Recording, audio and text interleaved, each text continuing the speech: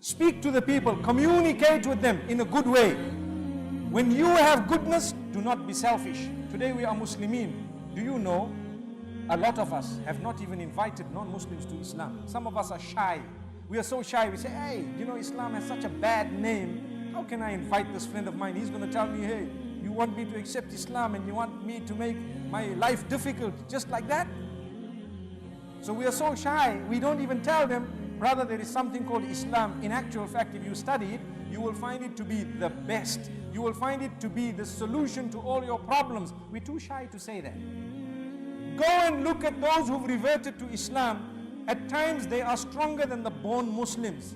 And they are more passionate about giving the message to others because they know they were upon darkness. When they saw the light, it turned on so bright that they could see so much compared to what they had in the past, which was complete darkness.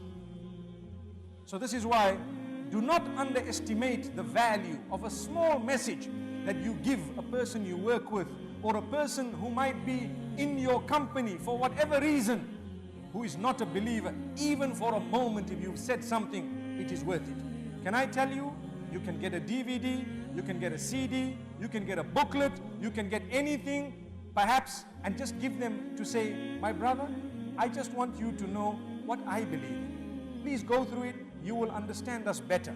That's all. That is the minimum you could do. More than that, you can actually sit and discuss. Remember to be very respectful. Remember to be very respectful.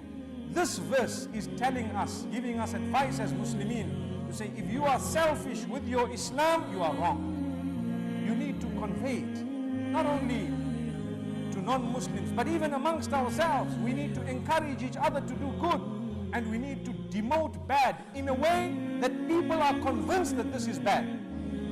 You know, if you have a child and you tell him, my son, do me a favor, that switch you see there is an electrical switch, never touch it.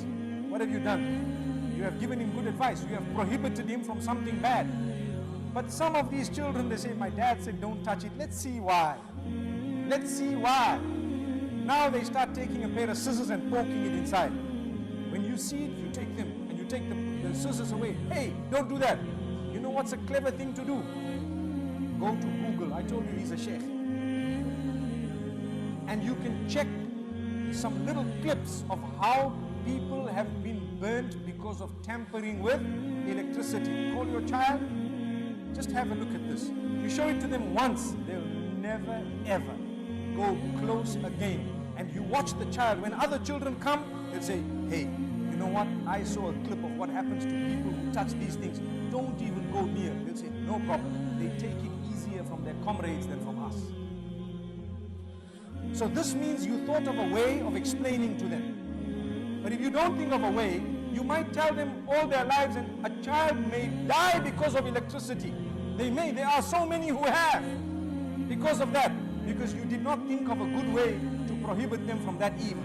The same applies in the Sharia. The same applies in Islam. When you want to discourage people from bad, don't just go and blast them and start telling them how much they are out of the fold and going into the fire of Jahannam and all that. They will turn away from you and they'll still do what they're doing, just like the children. But speak to them in a beautiful way, explain to them why it's wrong, come out and convince them to the degree that they will then go and tell other people, you know what, my brother, I used to be there before, but believe me, that's not the path. Come and see what it's supposed to be like. Subhanallah. What a beautiful piece of advice. Stay up to date with your favorite shows and scholars today. Huda TV, a light in every home.